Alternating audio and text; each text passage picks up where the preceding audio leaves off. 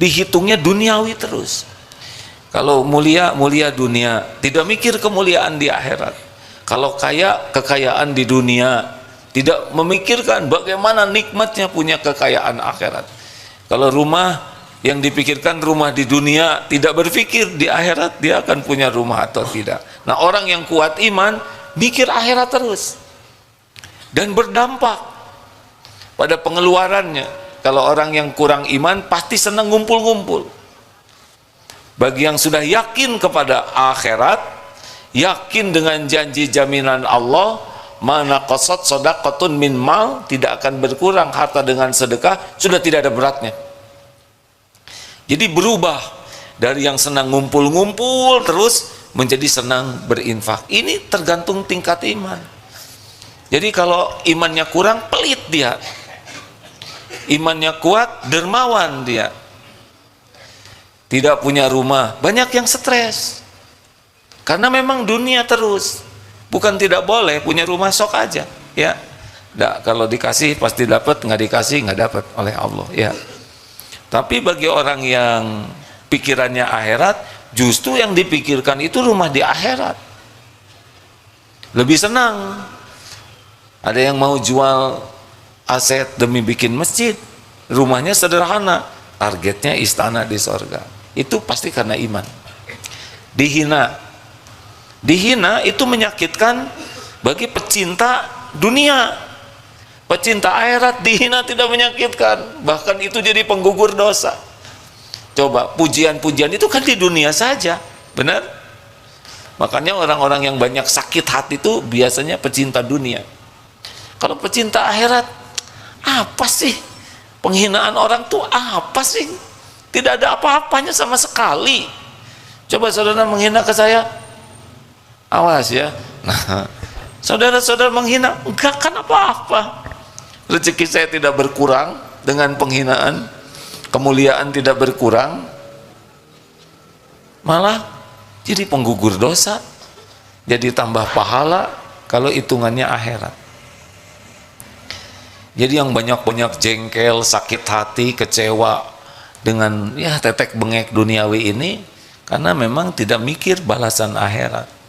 Makanya salah satu di antara ciri ikhlas adalah mencari pahala akhirat, dan itu hanya orang yang yakin. Kalau tidak yakin ya dunia saja riweuh.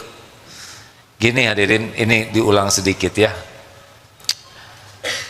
Biasa bab rezeki, nggak selesai ini cerita rezeki sebab ini kepikiran bagi sebagian orang.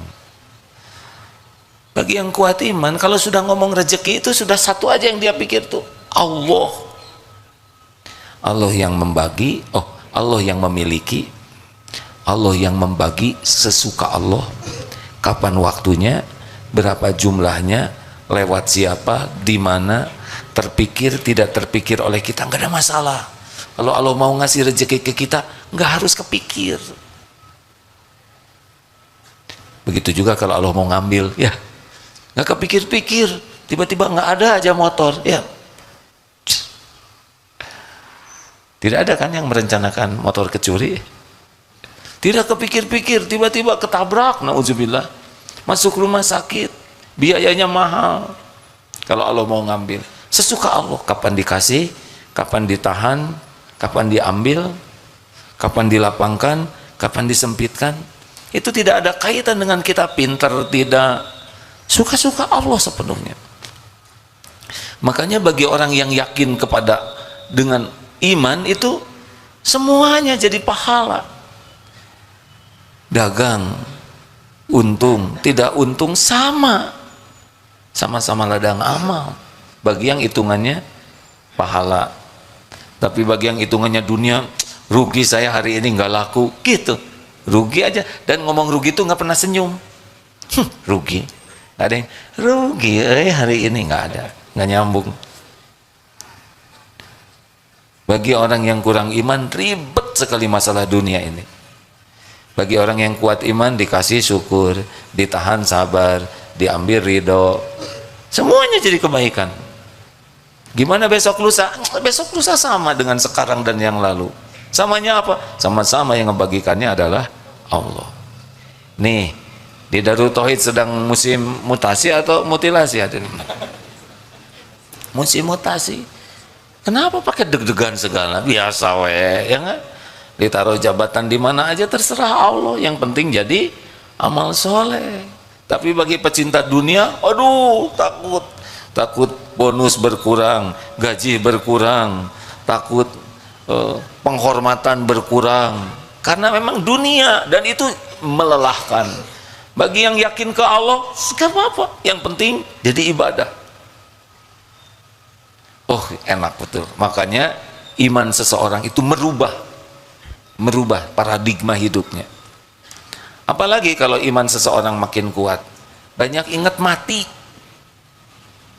Jadi berkejaran dengan kematian itu, karena tahu mati ini pasti matinya, tapi waktunya tidak tahu.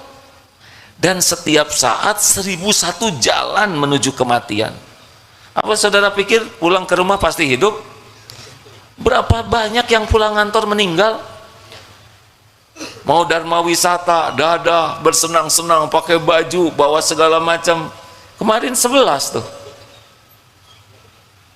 Tidak pernah terbayang mobil akan blong remnya. Apa direncanakan oleh supir? Tidak. Yang punya mobil merencanakan rem blong? Enggak. Tidak ada yang nyangka pertemuan dengan anak itu yang terakhir kalinya. Masih ingat cerita kemarin yang naik motor moge? Tidak terbayang naik moge itu menuju tempat kematiannya. Makanya orang yang kuat iman cirinya adalah banyak ingat mati, karena tidak mau gagal, mati su'ul khotimah. Ayo cek, sudah beli belum pakaian terakhir? Biar aja lah yang nyediain orang lain, nyusahin orang. Belilah, tapi saya juga hadiah deng, pakaian terakhir. Tapi kalau saudara mau pakai duluan boleh. Apalagi kalau orang sudah makin kuat iman yang bisa merubah, seperti yang tadi dikatakan ya, kalau orang kuat iman itu jadi jauh lebih sabar, karena tahu tiap kejadian terjadi dengan izin Allah, dan tiap kejadian yang Allah izinkan bagi orang beriman pasti baik, walaupun tidak cocok menurut keinginan kita, enggak apa-apa, pasti baik kok, karena yakin Allah maha baik. Dan yakin selama ini Allah berbuat baik kepada kita, dan yakin sampai kapanpun Allah maha baik, dan kita milik Allah. Kalau Allah berbuat sesuatu pasti yang terbaik, walaupun tidak cocok dengan keinginan kita, nggak apa-apa, jalanin saja, udah diukur kok oleh Allah. Tapi orang yang tidak kuat iman, waduh, ngegerapak, kalau bahasa Sunda tahu ngegerapak itu apa? Menggeruduk. Bukan menggeruduk, menggarapak. Emang ada kejadian yang terjadi tanpa izin Allah? Tidak ada. Karena enggak yakin ke Allah, jadi enggak yakin kejadian itu izin Allah. Tapi kalau sudah yakin ke Allah, enggak ada sekecil apapun musibah kecuali dengan izin Allah. Kena jarum pentul, izin Allah bukan? Kan? Nggak mungkin, cos, nggak mungkin tanpa izin Allah. Semuanya. Kesandung izin Allah bukan? Keselak izin Allah bukan? Semuanya. Jadinya orang itu yang yakin ke Allah tuh kalau ada kejadian tuh ridho. Saya milik Allah, mau diapain saja oleh pemiliknya ya nggak apa-apa. Tapi pemilik diri ini Allah yang maha baik, yang tidak pernah sekejap pun berbuat jelek, dan selama ini pun selalu memberikan yang terbaik. Terima. Orang yang kanya, wah kamu sabar bener, padahal mah kita yakin ini Allah lagi melakukan yang terbaik buat kita. Gimana kalau nggak cocok dengan keinginan kita? Apalah keinginan kita, menafsu, bener? Ngelamar kerja, udah istiqoroh, ditolak.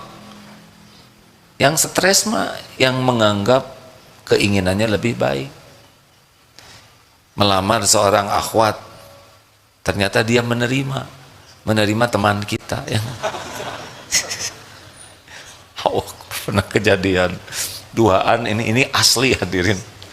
Yang ini melamar, diantar oleh temennya, ternyata yang ditaksi dulu yang nganter. Coba itu hadirin, kalau nggak pakai iman menyeseknya ya nggak, mana ya tes. Tapi kalau yakin yang ngatur jodoh Allah, gimana? Kalau emang jodoh dia, tapi kan dia nganter, enggak, yang aslinya kita nganter dia, hanya perasaan kita aja kita yang dia antar. Oh, ya Allah, mani kayak gini ngaturnya atulah, nggak boleh gitu, terima we. Hadirin, tiap di antara kita, dengar baik-baik ya, punya kapling takdir masing-masing. Ini walau adik kakak seibu sebapak beda-beda.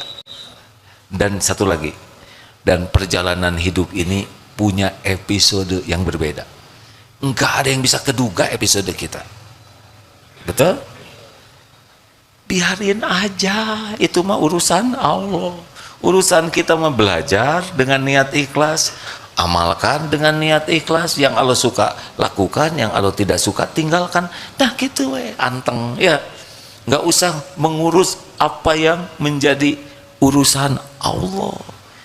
Urusan kita adalah apa yang Allah suruh, ya itulah. Allah nyuruh ikhlas, berusaha ikhlas. Allah nyuruh ini, kalau kita tergelincir, cuma empat ya. Satu, diberi nikmat. Terus apa yang menjadi baik? Syukur. Allah ngasih musibah, bagaimana? Sabar. Kalau berbuat baik, apa? Ikhlas. Kalau tergelincir,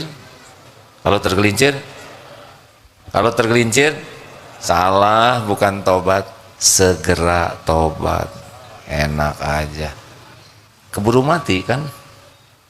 Kalau udah sakaratul maut, tobat nggak diterima. Gitu dah, nggak ribet hidup mah. Ribet mah nafsu. Saya lihat ini wajahnya sudah agak lama di dunia ini. Biasa ya kan? Ngalir kejadian nggak diduga nih. Saya juga akan ada kalau hidup nih sore nggak keduga. Tadinya mau ada ini, ada itu rencana, tapi jarang cocok. Kemarin juga hari Rabu katanya menjelang ceramah, datang aja setengah jam lebih awal karena mau diajak makan dulu, baru nggak makan. Ternyata makan snack hadirin. Hei, tahu makan ular? Ternyata makanan kecil. Nah nggak apa-apa, ridho hadirin. Mungkin ada yang nanya, jadi gimana sih sekarang prioritas apa gitu hati yang harus penting supaya bahagia? Di antara semua ini mana yang paling prioritas, yang bisa paling cepat menguatkan iman kita? Oh, orang yang imannya kuat mah anteng. Dalam hidup ini teh anteng. Al-mu'min, bagaimana? Ajaban di amril mu'min, inna amrohu kullahu khair. Sungguh menakjubkan keadaan orang yang beriman, urusan orang yang beriman. Pokoknya keadaan apapun baik aja buat. Jadi ngariwe dan semuanya jadi kebaikan. Kalaupun harus mati, ya udah, ya kita meninggalnya juga udah pasti, benar? Kalau ada yang meninggal keluarga sedih, wajar, tapi tetap ridho ke takdir. Yang membuat menderita tuh adalah tidak nerima takdir. Nah, kalau boleh saya menyarankan yang luar biasa harus kita perjuangkan adalah dua. Satu, ikhlas. Dua, tawakal. Ini rahasia tauhid yang utama. Karena dua inilah setan tidak mampu. An-Nahl 9:9 ya. A'udzubillahi minasyaitonir. Innahu laisalahu sultanun 'alal ladzina amanu wa 'ala rabbihim yatawakkalun. Innahu, sesungguhnya dia, si setan ini, laisalahu sultanun, tiada kekuasaannya setan ini kepada orang yang beriman dan bertawakal. Kalau yang surat Shad 8283 gimana? Nah itu intinya illa, kecuali. Jadi setan, iblis itu berkata, demi kemuliaanmu saya akan menyesatkan ughwiyannahum ajma'in, mereka semuanya la illa kecuali ibadaka min humul mukhlasin, kecuali orang yang mukhlas. Jadi setan nggak berdaya. Nah kalau mau punya target ngejar yang dua ini nih, jadi orang ikhlas, jadi orang tawakal. Ini ada kesamaan tapi ada bedanya. Samanya apa? Ini bukti tauhid nih. Gini hadirin, ikhlas itu melakukan apapun niatnya mencari ridho Allah, satu saja, agar Allah yang maha melihat, yang maha menyaksikan, Tuhan saya ridho. Bolehkah ingin pahala akhirat? Boleh. Ini termasuk bagian dari keridhaan Allah. Ya Allah, saya lakukan ini, jadi berbuat niatnya ridho Allah, itu ikhlas. Kalau tawakal bersandar, ada yang bersandar ke gaji, ada yang bersandar ke perusahaan, ke aset, ke tabungan, ke orang tua, ada yang bersandar ke suami, ke istri, ke kepintaran, gelar, prestasi, relasi, keahlian, ikhtiar. Banyak yang disandari selain Allah, dan ini pintu tipu daya setan. Makanya lepas dari bersandar ke makhluk, berharap ke makhluk, itu kunci besar yang membuat orang bisa tidak digoda oleh setan. Sok yang bersandar sama suami, pasti itu banyak berantem ya, karena suaminya sebagai sandaran. Betul tidak? Yang bersandar ke gaji, bersandar ke jabatan, bersandar ke tabungan, tenanglah, saya punya keahlian. Nah, bersandar ke keahlian, saya akan kerja keras. Kasih aja tipes, kerja keras gimana kan? Saya ini otaknya cerdas, kasih kulit pisang, kepleset, beledak, lupa. Mudah bagi Allah. Sekejap yang bersandar ke siapapun diambil sandarannya. Pintu tipu daya setan yang membuat kita jadi berjarak ke Allah adalah tuh dua gerbangnya yang paling potensial. Ingin cari kedudukan di hati makhluk, ingin dinilai, dipuji, diakui, dihormati, dicintai, dibalas budii. Nah, itu udah mulai masalah tuh hidup kita. Dan yang kedua, bersandar, merasa aman dengan selain Allah. Ini yang bisa bikin kita banyak error dalam hidup ini. Ayo, benar apa benar? Ini harus mujahadah serius ini, berlepas dari ingin dinilai makhluk. Rambut lelaki ya makin gomplok, tahu gomplok? Makin bagus, itu makin repot ngurusnya, benar? Nyisirnya. Belum lagi kalau mau sujud. Tapi kalau kita buat simple, lebih ringkas, lebih gampang, betul tidak? Bukan berarti saudara harus gundul semua ya, tetapi bukan tidak boleh punya rambut. Pokoknya saudara, rambutan itu takdir Allah. Tapi diperbudak rambut tidak. Saya kan pernah muda, ya udah nggak akan saya ceritakan. Ya udah dulu. Menderita. Kormod itu menderita. Sok mau rapi silahkan, mau panjang silahkan. Yang penting jangan diperbudak penilaian orang. Enak, betul? Akhwat, saya nggak mau ikut campur dunia perempuan. Akhwat, tetap ya. Yang paling centil teh paling nelangsa. Beneran? Bukan tidak boleh punya penampilan rapi, proporsional, tapi jangan rapi demi dinilai orang. Itu yang bikin capek tuh. Demi cari kedudukan, ingin kelihatan lebih putih, lebih mancung, lebih ini, lebih itu, nyiksa etat teh hadirin. Beneran? Menurut saya mah sing urus badan agar Allah suka, karena badan ini milik Allah. Jadi kalau kita diurus badan ini, dirawat, niatnya sebagai ibadah, bukan untuk kelihatan keren dalam pandangan orang. Tenang. Halo? Bolehkah ngecat rambut? Gini ya, kalau nggak tahu jawaban diam, jangan memaksakan. Boleh ngecat rambut? Tergantung catnya cat apa dulu. Kalau ngecat rambut pakai cat tembok ya kan, terus warnanya apa? Boleh saja ngecat janggut. Yang tidak boleh pakai warna hitam. Tapi udah dicat juga yang tumbuh lagi teh yang asli ya nggak? Masa kita harus ngecat terus-terusan? Tapi kalau mau dicat sok aja, tapi jangan demi penilaian orang. Capek, betul? Mau beli ini, beli itu, jangan demi penilaian orang. Saudara perlu manfaat, beli kalau ada uangnya. Kalau enggak bagaimana? Ya jangan beli. Gampang pisan, ada aneh. Enggak usah maksa-maksain nyicil demi dianggap oleh orang punya. Mau apa? Enak, lepas dari cari kedudukan di hati orang, lepas dari ingin dipuji orang, lepas dari ingin diperlakukan spesial oleh orang. Silakan rasakan. Anteng hidup ini, ringan hidup ini. Nah, yang kedua, jangan bersandar.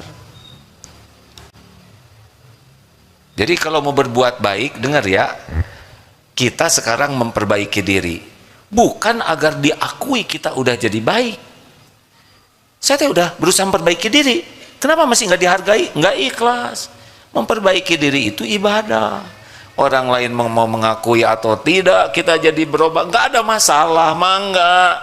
Mau percaya atau tidak ke abdi, mangga. Mau menghargai, mau tidak menghargai, monggo. Itu mah bukan kapling kita. Kapling kita melakukan agar yang menilai Allah ridho. Selesai, cukup. Nasehatin, misal anak, nasehatin istri, belum tentu mau dengar. Nggak ada masalah. Yang penting nasihatnya dengan niat ibadah, dengan cara terbaik. Sudah selesai di sana. Doakan dengan baik. Ya, yang ngerubah kan bukan kita. Benar? Ngasih tahu suami gitu lagi, gitu lagi. Ya kalau langsung berubah semua, nggak ada pahalanya ngasih tahu. Benar? Misal sekarang ceramah tentang ikhlas, terus semua ikhlas sekaligus, terus saya gimana? Siapa yang dengar? Berarti itu ikhlas ya kan, pengen didengar. Udahlah hadirin, dunia ini mah ribet itu kalau berharap dari selain Allah. Karena apa? Karena itu nafsu di sana dan setan mainnya di sana. Lihat aja, yang tersinggung, jengkel, udah pastilah ngarep-ngarepnya dari selain Allah. Nah, kalau mau mujahadah supaya penguat iman kita lebih cepat, coba mujahadah ini. Berlepas dari cari kedudukan di sisi hati makhluk dan berlepas dari bergantung, bersandar kepada siapapun apapun, termasuk kemampuan diri ya. Nggak boleh. Tenanglah, saya udah berpengalaman. Tos gitu teti soledat kecemplung ya nggak? Hati-hati, jangan bersandar kepada keahlian. Kita harus belajar, berlatih sebagai apa? Oh, saya tidak boleh berharap sebagai ibadah. Kenapa kita belajar? Ibadah. Apakah belajar menjamin kita? Enggak. Yang menjamin kita siapa? Berlatih bela diri. Apakah menjamin keselamatan? Enggak. Bersepeda menjamin kesehatan? Maut ya kan? Semua yang bersepeda meninggal akhirnya. Betul? Makan obat menjamin kesehatan? Tidak. Yang menjamin itu Allah. Makan obat, vitamin, olahraga, perawatan itu diniatkan ibadah. Nah, jadi lebih ringan. Udah olahraga terus sakit, ya nggak apa-apa, tinggal tobat aja. Siapa tahu olahraganya berlebihan, olahraganya niatnya salah, olahraganya caranya nggak benar, jadi ditegur oleh Allah, tobat. Gitu hadirin, jalanin we hidup mengalir terus. Sampai kita meninggal udah pasti banyak episode yang tidak diduga, ya kan? Tenang we. Siapa yang menduga di Ukraina perang? Tidak ada. Di jalur Gaza perang begitu, ya. Tapi yang beriman teguh mah nerima. Yang menderita mah yang kurang iman aja, dimanapun juga. Kalau untung menderita atau bahagia? Untung uang nih, menderita atau bahagia? Bahagia mah kalau punya iman. Saudara tiba-tiba untung 10 miliar, stres nyembunyiinnya, ya enggak? Belum takut ketahuan pajak, aduh stres. Apa kalau punya sepatu bagus pasti bahagia? Ya, dipakai ke masjid itu hadir. Digantung di sini dua. Bahagia mah sederhana. Iman makin kuat, makin bahagia.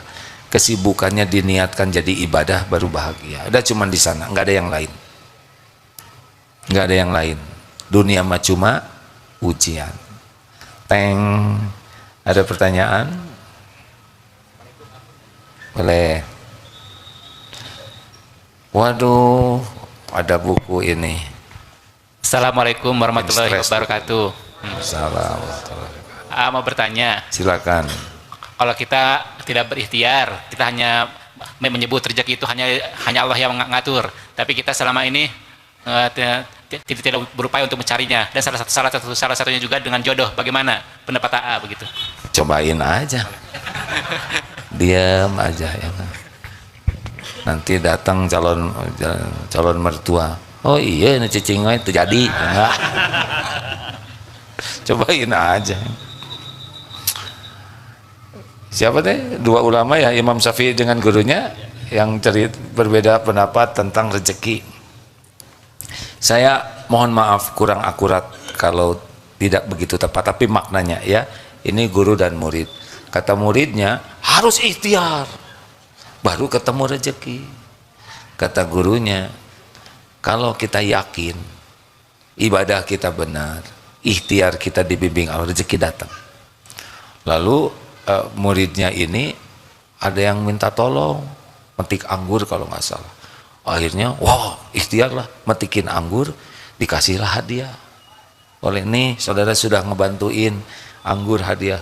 Tuh kan, kalau ikhtiar mah dapat anggur. Datanglah ke guru beliau, Syekh, kata saya juga harus ikhtiar. Saya kalau tidak kerja gak ada yang ngasih. Nih hasilnya, coba Syekh nih rasakan. Kasihin aja ke gurunya. Ke gurunya, tuh kan, datang sendiri ya kan. Apa yang membedakan? Makomnya. Kalau gurunya ini selain yakin, waktunya banyak dipakai belajar dan ngajar selain untuk ibadah. Jadi tidak ada waktu yang tersia-sia kecuali untuk patuh ke Allah. Walaupun tidak menjurus ke mengejar rezeki, tapi ikhtiarnya adalah dakwah, ngajar, dan ikhlas, tawakal. Ikhtiar lahir batinnya sempurna. Jadi tidak harus menjurus kepada anggur itu. Didatangkanlah anggur. Jadi gurunya ini tidak diam. Kalau diam juga ada dia, misalkan di masjid culang cileng. Maling ya, malah disangka maling.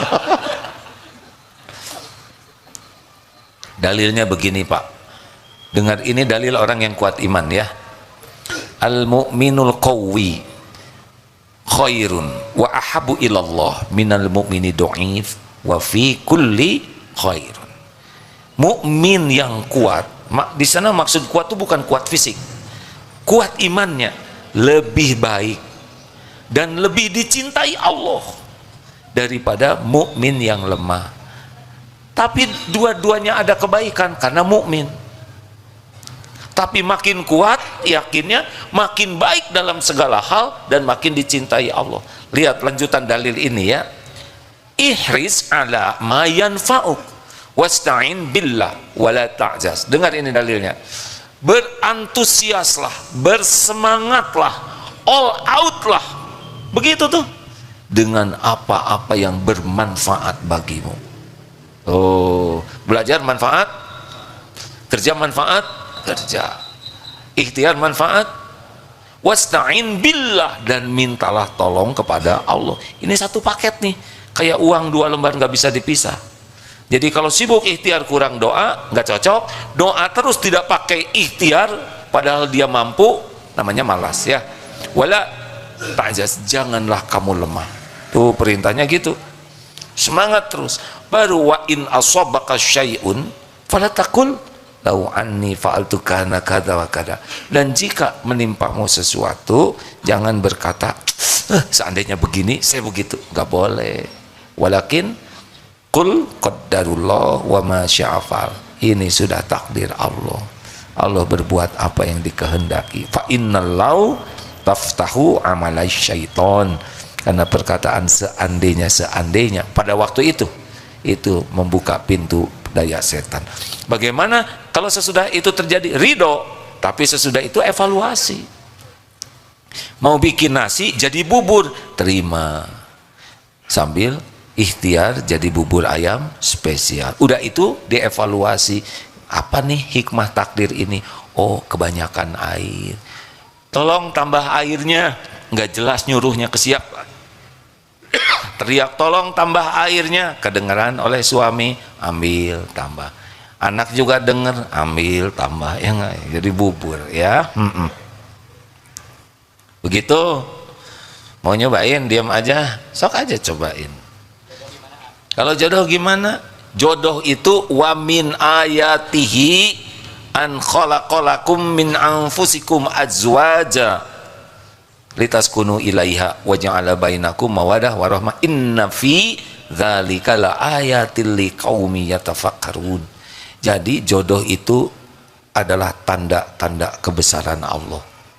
Enggak selalu terprediksi, betul? Jodoh itu kumaha Allah. Ada yang dekat nggak jadi, yang ada yang baru kenal jadi.